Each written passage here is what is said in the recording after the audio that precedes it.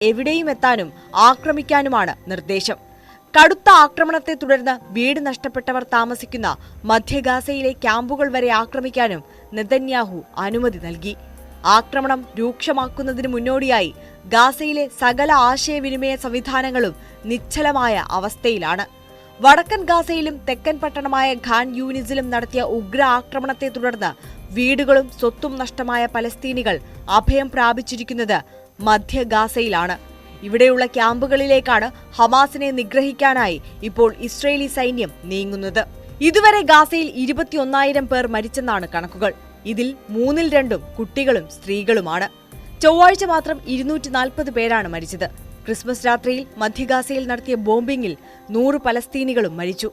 Israeli ഷെല്ലിംഗും ബോംബിംഗും Nazareth, Maghazi, ബുറേജി ക്യാമ്പുകൾ ഏതാണ്ട് മുഴുവനായും തകർത്തതായാണ് റിപ്പോർട്ടുകൾ പുറത്തുവരുന്നത്.